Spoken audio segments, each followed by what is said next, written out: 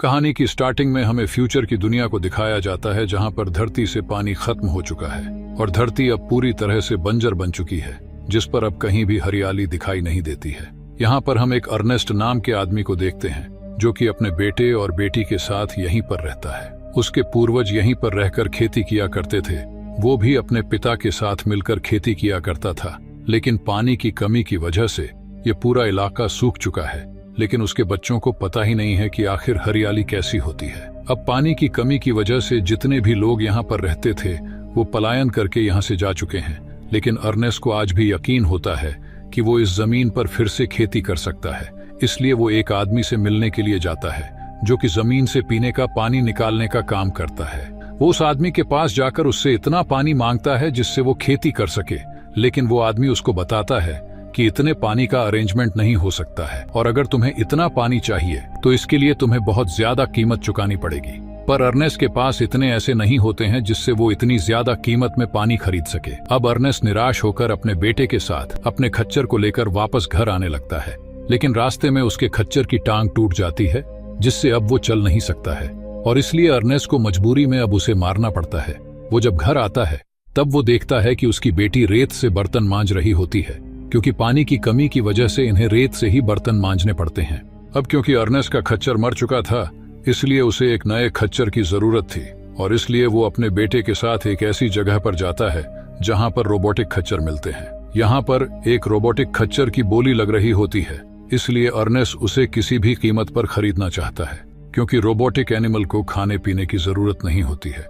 इसलिए वो उसे हाई बोली लगाकर खरीद लेता है। लेकिन एक फ्लेम नाम के आदमी को इस बात से बहुत गुस्सा आता है, क्योंकि वो उस रोबोटिक एनिमल को खरीदना चाहता था।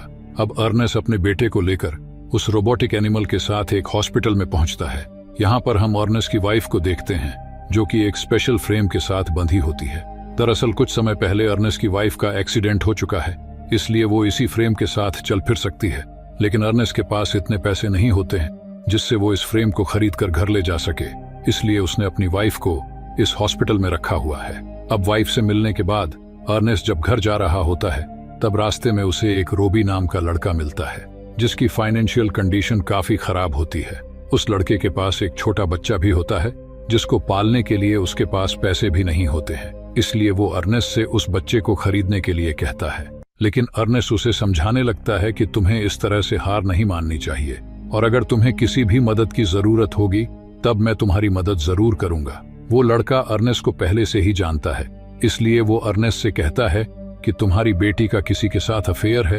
ये सुनकर अर्नेस्ट गुस्से में घर की ओर जाने लगता है, और घर जाकर जब वो अपनी बेटी से इस बारे में पूछता है, तब वो उसे कहती है कि मैं अपनी लाइफ के फैसले खुद से ही ले सकती हूँ। इसीलिए गुस्से में अर्नेस्ट उसको घर के अंदर लॉक कर देता है। अगली सुबह अर्नेस्ट को पता चलता है कि उसका रोबोटिक एनिमल किसी ने चुरा लिया है, इसलिए उसका सबसे पहला शक फ्लेम के ऊपर जाता है, क्योंकि वो भी उस रोबोटिक एनिमल को खरीदना चाहता था। अब जब वो उसे ढूंढने के लिए जाता है, तब जमीन से पीने का पानी निकालने वाले लोग उसके ऊपर हमला कर देते हैं, जिससे वो बेहोश हो जाता है। जब अर्नेस्ट को जब होश आता है, तब वो उन्हीं आदमियों के बीच होता है, और वो आदमी उस पर पानी चोरी करने का इल्जाम लगाते हैं, क्योंकि उनके आदमियों ने अर्नेस्ट को अपने रोबोटिक एनिमल के साथ पानी चुराते हुए देखा होता है। अब वो आदमी अर्नेस्ट को मारने लगते हैं, लेकिन तभी अर्नेस्ट के हाथ एक गन लग जाती है, और वो उनके ऊपर गन पॉइंट कर लेता है, और इसी का फायदा उठाकर वो यहाँ से भाग जाता है। अब यहाँ से भागने के बाद अर्नेस्ट फ्लेम को ढूंढने के लिए निकल जाता है, और उसे यकीन था कि फ्लेम ने ही उसका रोबोटिक एनिमल चुरा कर इन लोगों का पानी भी चुराया है। अब वो उसको ढूंढता हुआ उसके पास तक पहुंच जाता है, और उसके ऊपर गन पॉइंट कर लेता है। वो देखता है कि उसका रोबोटिक एनिमल उसी के पास है, और उसके ऊपर बहुत सारा पानी भी लोड हो रखा है, और अर्नेस्ट फ्लेम के ऊपर गन पॉइंट करके उसे उन आदमियों के पास जाकर उनका पानी वापस करने के लिए कहता है। लेकिन फ्लेम उससे कहता है कि वो इस पानी को बॉर्डर के दूसरी ओर बेचने वाला है, जिससे उसे बहुत ज्यादा पैसे मिलने वाले हैं। इसलिए वो अर्नेस्ट से कहता है कि अगर तुम चाहो तो मेरे पार्टनर बन सकते हो, जिससे तुम्हें भी बहुत सारे पैसे मिलेंगे। लेकिन अर्नेस्ट ऐसा नहीं करना चाहता था, इसलिए वो उसकी बात नहीं मानता है। पर रास्ते में चलते समय डिहाइड्रेट होने की वजह से उसके पैर लड़खड़ा लगते हैं। तब फ्लेम उससे कहता है कि तुम इसमें से पानी निकाल कर पी सकते हो। अब अर्नेस्ट उसमें से पानी की एक बोतल निकाल कर पी लेता है, लेकिन इसके बाद भी अर्नेस्ट उसकी डील को स्वीकार नहीं करता है। इसलिए मौका देखकर फ्लेम उस पे पत्थर मार देता है, जिससे उसकी मौत हो जाती है। अब फ्लेम उसकी मौत को इस तरह से दिखाना चाहता है जैसे कि उसकी मौत रोबोटिक एनिमल की वजह से हुई है। अब इसके बाद वो अर्नेस्ट के घर जाता है और यहाँ पर हमें पता चलता है कि उसकी बेटी का बॉयफ्रेंड कोई और नहीं बल्कि फ्लेम ही होता है। अर्नेस्ट की बेटी अपना घर छोड़कर फ्लेम के साथ यहाँ से चली जाती है। दूसरी ओर हमें अर्नेस्ट के बेटे को दिखाया जाता है जिसको जब ये पता चलता है कि उसका पिता सुबह से घर नहीं आया है, इसलिए वो अपने पिता को ढूंढने के लिए निकल जाता है। वो अपने पिता को ढूंढता हुआ एक जगह पर पहुंचता है जहां पर उसे अपना रोबोटिक एनिमल मिल जाता है, जिसके अंदर पानी की कुछ बोतल होती है। वो उस पानी को लेकर वाटर सप्लायर के पास जाता है और उसे बताने लगता है कि उसके पिता ने पानी की चोरी नहीं की है, जिससे वाटर सप्लायर को भी इस बात पर यकीन हो जाता है। फ्लेम ने अर्नेस्ट की मौत को इस तरह से दिखाया था जिससे सभी को ऐसा लगे कि उसको रोबोटिक एनिमल ने मारा है, इसलिए उसका बेटा रोबोटिक एनिमल को घर लाकर तोड़ने लगता है, क्योंकि उसको ऐसा लगता है कि इसी की वजह से उसके पिता की मौत हुई है। लेकिन तभी यहाँ पर फ्लेम आ जाता है और उसे समझाने लगता है कि तुम्हें हिम्मत नहीं हारनी चाहिए। वो उसके सामने बहुत अच्छा बनने का नाटक करता है। यहाँ पर वो उसे बताता है कि मैं तुम्हारी बहन से प्यार करता हूँ और उससे शादी करना चाहता हूँ। और अब अर्नेस्ट के बेटे के पास कोई दूसरा रास्ता नहीं होता, इसलिए वो उसकी बात मान लेता है। इसके बाद फ्लेम उन्हीं के साथ रहना शुरू कर देता है और फ्लेम की जमीन पर खेती करने का फैसला करता है। इसके लिए वो वाटर सप्लायर के पास जाकर उससे सिंचाई के लिए पानी मांगता है और उससे कहता है कि अगर तुम मुझे खेती के लिए पानी दे देते हो तब इसके लिए मैं तुम्हें बहुत सारा पैसा दूंगा, जिस पर वाटर सप्लायर भी मान जाता है। अभी फ्लेम को पानी मिल जाता है, जिससे वो अर्नेस्ट की जमीन पर खेती करना शुरू कर देता है और कुछ महीने गुजरने के बाद उस जमीन पर काफी अच्छी फसल उग जाती है। ये देखकर अर्नेस्ट के बेटे को भी बहुत अच्छा लगता है, इसलिए वो फ्लेम को अपनी बहन से शादी करने की परमिशन दे देता है, जिससे फ्लेम उसकी बहन से शादी कर लेता है और ये तीनों ही एक दूसरे के साथ काफी खुश रहने लगते हैं। लेकिन एक दिन उनके पास बैंक से कुछ कर्मचारी आते हैं जो कि फ्लेम को बताते हैं कि अर्नेस्ट ने अपनी खेती की जमीन पर बहुत सारा लोन ले रखा है, जिसे अगर उस लोन को टाइम से नहीं चुकाया गया तो बैंक उसकी जमीन पर अपना कब्जा कर लेगी।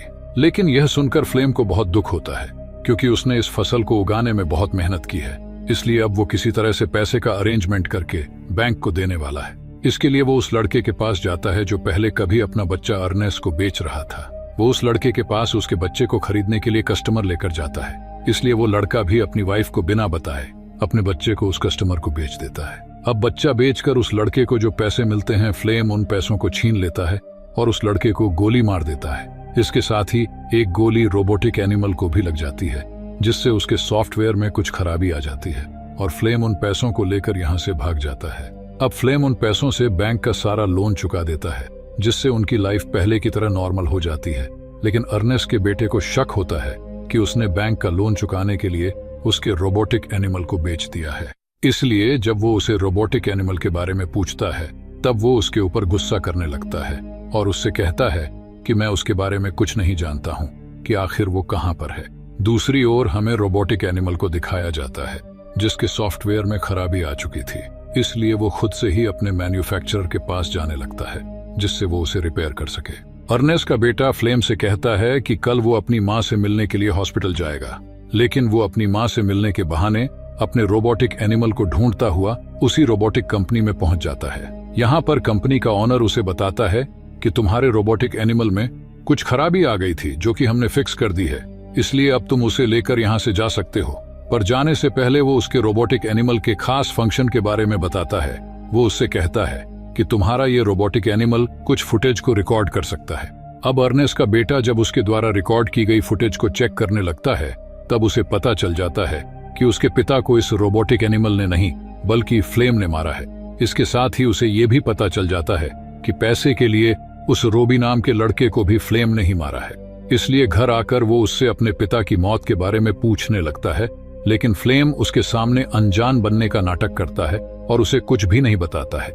लेकिन जब वो उससे कहता है कि तुम्हें रोबी ने याद किया है, ये सुनकर वो काफी हैरान हो जाता है और उसे यकीन नहीं आता है कि रोबी आखिर जिंदा कैसे हो सकता है, क्योंकि रोबी को उसने अपने ही हाथों से मारा था।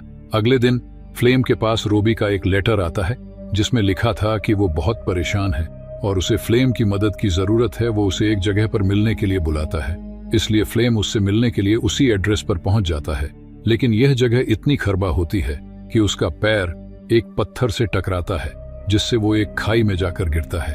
अब यहाँ पर अर्नेस्ट का बेटा आता है, जिसे देखकर फ्लेम समझ जाता है कि वो लेटर रोबी ने नहीं बल्कि अर्नेस्ट के बेटे ने लिखा था और उसकी आंखों में देखकर उसे यह भी पता चल जाता है कि उसे अपने पिता की मौत की सच्चाई पता चल चुकी है। इसलिए वो उसे समझाने की कोशिश करता है, लेकिन अर्नेस्ट का बेटा उसको उसी तरह से मारता है जिस तरह से उसने अर्नेस्ट को मारा होता है। अब इसके बाद वो अपने रोबोटिक एनिमल को अपने साथ लेकर घर आ जाता है। घर आकर वो अपनी बहन को इस बारे में कुछ भी नहीं बताता है क्योंकि वो प्रेग्नेंट होती है। अब इसी तरह से काफी समय गुजर जाता है, इसीलिए उसकी बहन भी ये समझ चुकी थी कि फ्लेम उसको छोड़कर जा चुका है, और इसी सीन के साथ मूवी का एंड हो जाता है। आई होप आपको ये कहानी पसंद आई होगी। अगर वीडियो अच्छी लगी हो तो इसे लाइक कर देना और चैनल को भी सब्सक्राइब कर देना। मिलते हैं अगली वीडियो में।